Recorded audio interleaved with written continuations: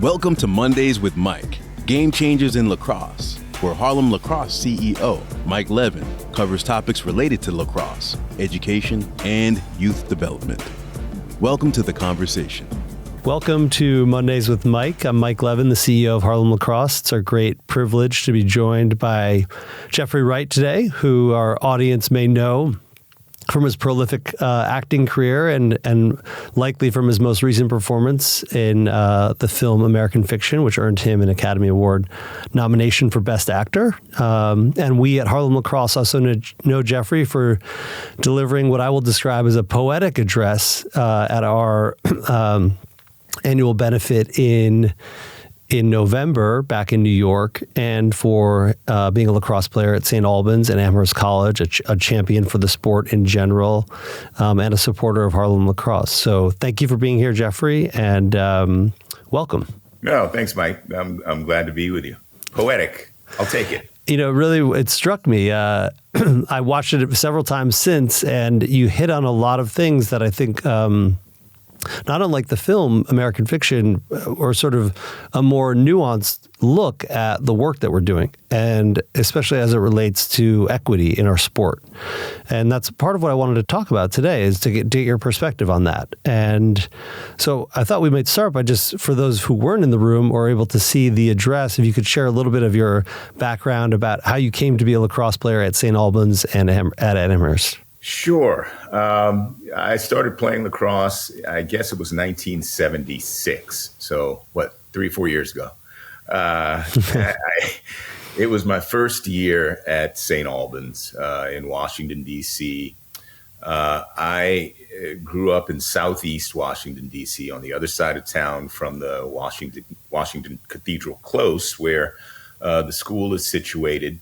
And I was a big ball nut. Whatever kind of ball it was, I was around it, particularly football. I played in the Police Boys Club League down there, Metropolitan Police Boys Club. And, great experiences. And I started playing organized football from the time I was maybe 7 years old, 8 years old. I think it was 68-pound football, and I probably weighed 63 pounds, And the second year that I played, we visited a club that played on St. Albans field as its home field, number 8 Boys Club. Now, this was Washington, D.C. of the mid-'70s, known as Chocolate City. It was, because it was 75% black. It was a great place, great place to grow up.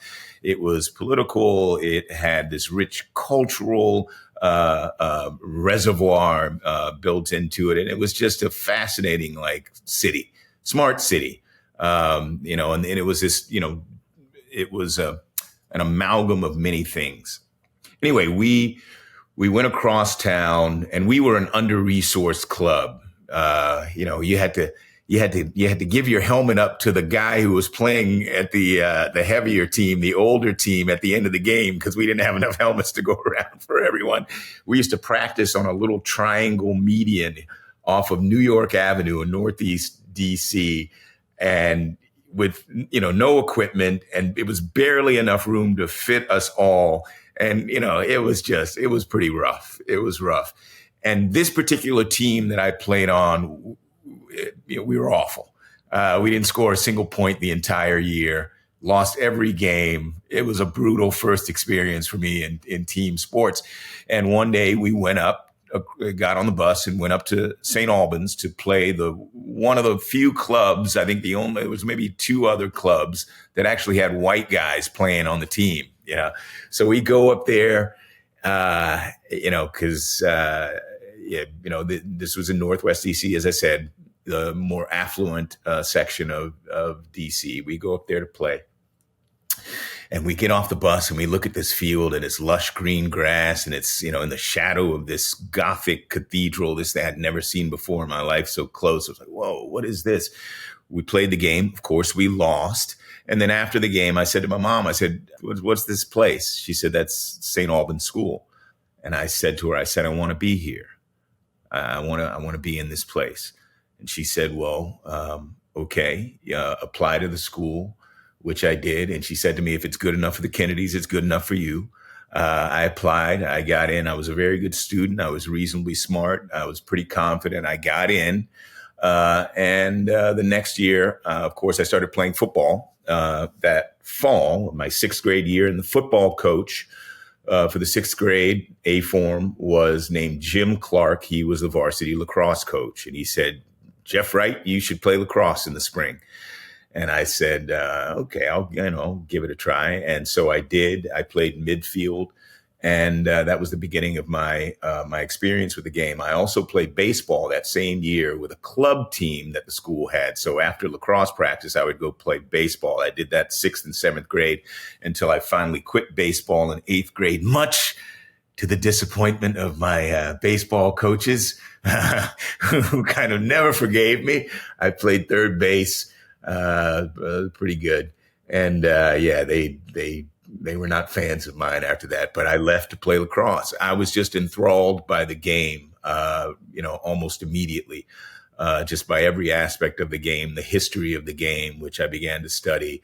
I just loved just the dynamics. I love the aggressiveness of the game, but also the nuance of stick work. And, I kind of cherished my stick. I learned to string my own sticks. I would string sticks for other players. And I was just, pardon the pun, enmeshed in the game of lacrosse. And, I didn't stop playing until my senior year of college. I kind of took a dip my junior year of college. We'll get to that later. But, I was hooked, from that point on. So 1976, that was the beginning. It's apropos, I'll say, about, and I think offer some insights into the work that we're doing at Harlem Lacrosse, because you were someone who didn't traditionally have access to the sport. This was a new thing when you arrived at St. Albans, to be introduced to the sport. And the kinds of things that attracted you to the game are exactly the kinds of things that we hope the kids at Harlem Lacrosse are attracted to. Well, yeah, I'd seen, I think, a couple of little, I had a window on the game.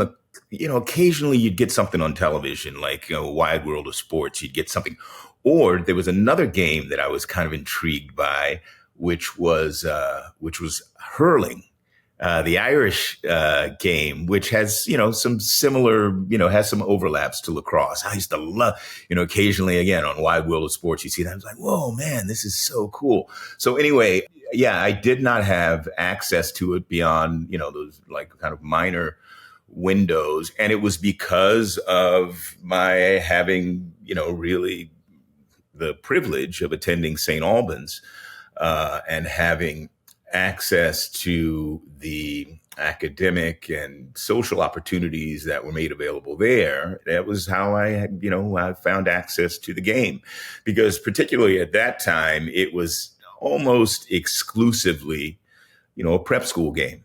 It was a game of the privileged and the few.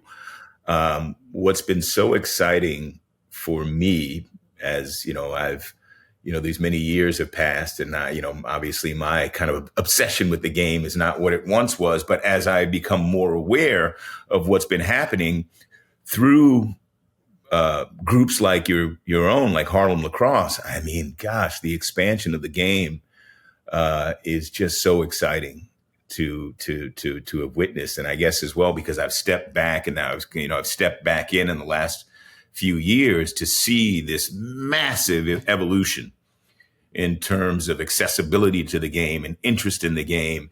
And obviously it's played, across country now. There are teams in Northern California. I saw a few years ago, there's a team in Northern California that beat Landon. I'm even ashamed that I just said the name Landon, but Landon was our rival. And, always super tough. And it was like, whoa, Northern California, high school team beat them. That means that the game is being played, not only being played across the country, but it's being played at a high level across the country. So I was aware of that, but I've become even more impressed at the way that the game is being spread by example here in New York City.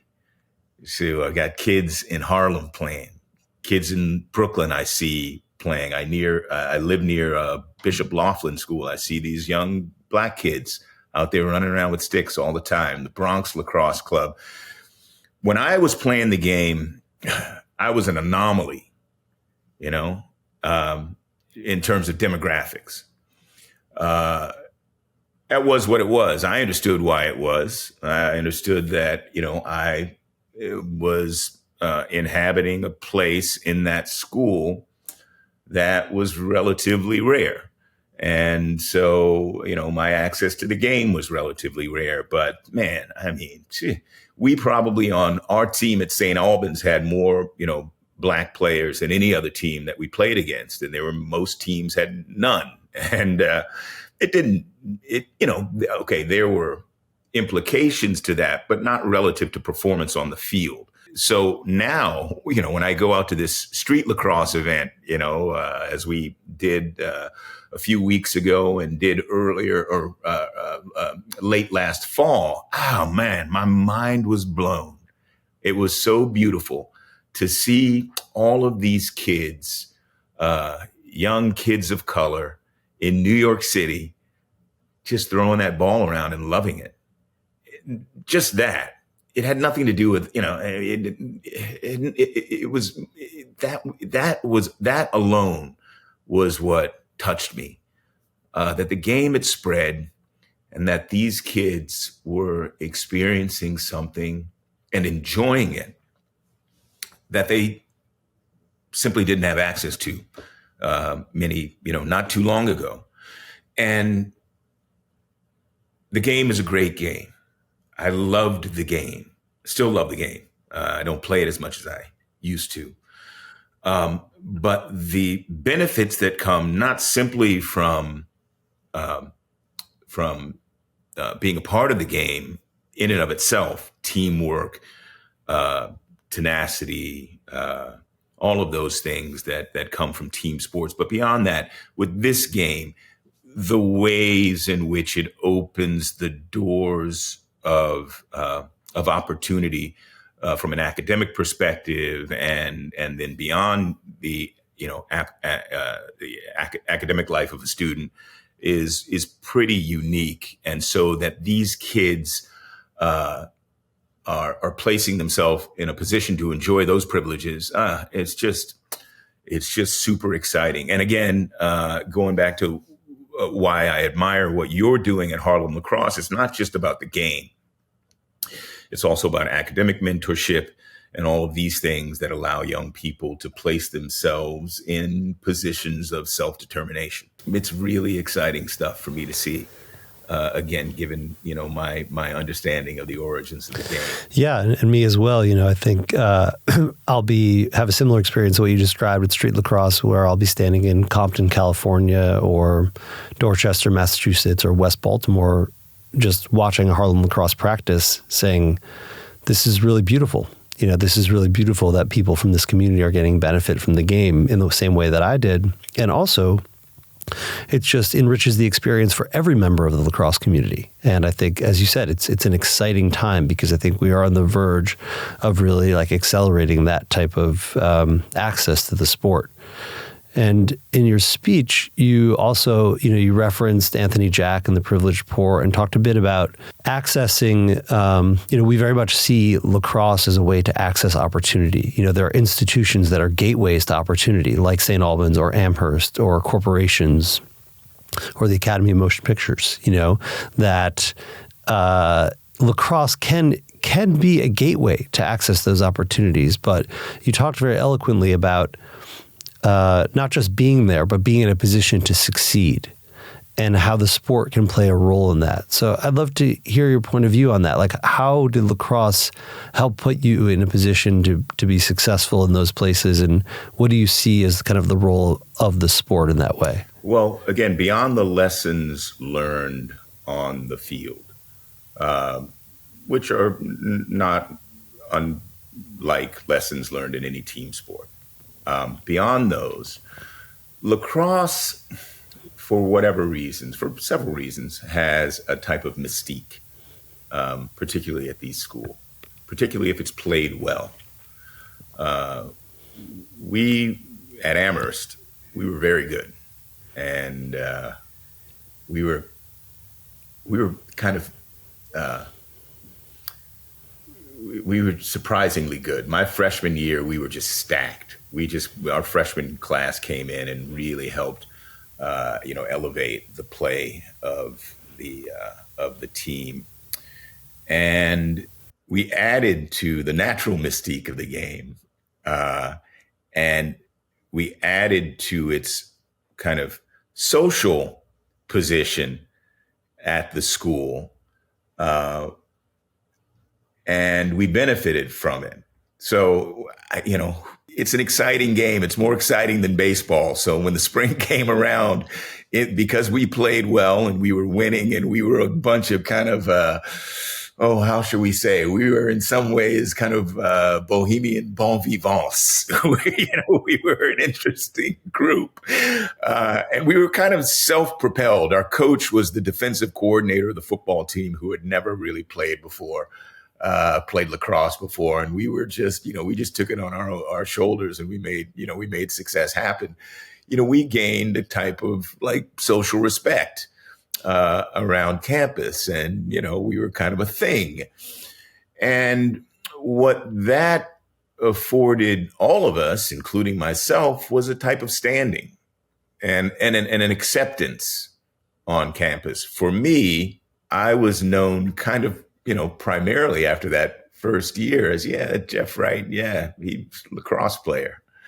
And it allowed me access to all the rooms. I had learned that skill, if you will, at St. Albans. That was the beginning of it. The one thing about St. Albans that, for me at least, I value tremendously is there was never a moment when I was made to feel an outsider.